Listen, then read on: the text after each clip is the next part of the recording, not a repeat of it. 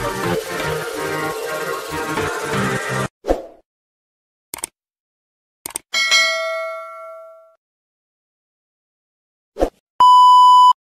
Rosita Ibrahim sembang pagi dengan adik lelakinya.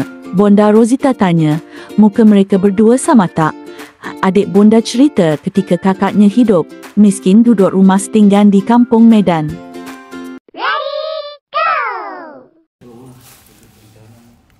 Nak tengok tak adik saya? Sekejap ya. Cepat, tangan sini.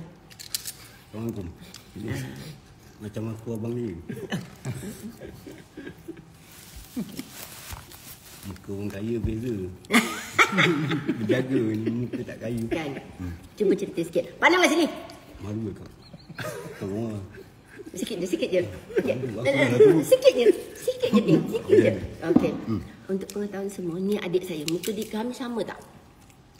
Okey, dia adalah adik lelaki yang sangat sopan berbandingkan saya. Dan dia memang handsome daripada muda. Mana handsome ni? Tu handsome tu abang tu. Okey, cuba cerita akak. Mesti orang suka. Cuba cerita zaman akak miskin yang kau pernah duduk. Kita cerita rumah setenggan dulu. Rumah singgan. Dekat kampung Medan. Cerita je. Ni. Akak ni macam mana? Akak ni seorang yang rajin dan cekal. Dia keadaan susah macam mana pun dia tak tunjuk susah. Jadi kami duduk rumah setenggan ni dekat, boleh sebut nama? Tak sebut je. Kampung Medan. Atap rumah saya bocor. Atap bocor, kadang tidur kita beralih tidur. Lepas tu Air najis. air kumbahan tu bila hujan dia tak boleh turun. Jadi bila genangan tu kalau ikutkan, memang saya masa tu bujang, boleh je nak menyewa, tapi fikir kakak ni kita dah biasa susah kan, takkan aku nak tinggalkan. Jadi kita hiduplah sama-sama kat rumah setenggan tu. Masa tu Syukri dengan Yati kecil lagi kan? Masa tu kecil. Jadi bila arwah abang Man Tak apa. suami kakak ni dia masuk pukul, Dia kerja kilang. pukul 7. Sumitomo. Ya, Sumitomo. Kerja kilang besi. Kita lalu hari tu kan?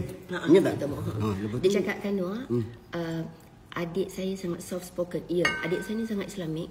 Sebab ayah saya adalah orang yang sangat tinggi agama. Roh abah lagi baik kan, Wah kan? Baik sangat. So, akak ni sangat sopan santun kan, Wah? Betul lah sangat. Tapi dalam, memang dalam adik-beradik akak memang keras, betul tak? Betul. Sebab akak berani. Kenapa akak berani? Sebab akak terpaksa berani sebab siapa nak jaga anak aku? Siapa nak bagi makan anak? Dan akak tak pernah cerita pada adik-beradik kesusahan akak, betul tak? Even dengan kau pun akak tak cerita. Ya. Tak pernah cerita. Sebabnya sambung yang tadi ke apa? Sambung yang tadi. Dah terlupa. Kilang Sumitomo. Kilang Sumitomo. Bila kakak saya ni kerja, jadi saya lah yang tanggungjawab untuk uruskan persekolahan Syukri, Datuk sekarang ni. Jadi saya ambil tanggungjawab tu lah. Kalau ikutkan, saya macam saya cerita, saya boleh je nak hidup bujang, saya tinggalkan dia. Tapi tak. Jadi dia dalam keadaan susah pun, saya bersama dia lah masa tu. Sama juga masa duduk tinggal di Kecau, Hutan Pahang. Hutan Pahang. Bila saya tolong dia potong sawit, nori. Bila saya balik, saya tahu dia tak ada duit. Dia nak juga bagi. Dia memang suka tengok orang bahagia walaupun dia sebenarnya susah. Satu ayat yang saya nak share kepada semua follower, insya-Allah saya simpan sebagai kenangan. Tahu tak, saya cerita saya tak pernah berbohong. Noah, kau cerita yang rimau tu, Noah. Itu kau cerita. Itu masa tu saya menoreh dengan dia lah. Dia kalau tak salah dia beli kebun. Itu yang saya respect. Walau macam mana pun dia tetap juga, walaupun ada geran tak begitu. Tak ada. Tak ada. Dia tetap berusaha nak beli harta daripada dulu. Jadi bila dia beli kebun tu, saya noreh dengan dia lah. Masa noreh petang. Petang. Saya memang terdengar bunyi harimau. Harimau mengaum. Harimau mengaum, tapi Allah Alam dah. Betul atau jadian, wallahualam.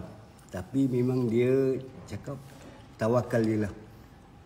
Saya dah ajak balik, tapi dia tetap nak teruskan Nuri. Tapi lama-lama rasa balik lari kan. Lama-lama lari juga. Okey. Ramai tanya saya, ni siapa? Ini adalah adik lelaki saya. Kalau ikutnya yang nombor 2. Tapi sebenarnya Anwar tahu kan kita ada lagi orang kakak. Saya nombor 3. Dia nombor 3. So kalau anda nak tahu, dia adalah adik lelaki saya yang muka kami hampir sama dengan adik-beradik.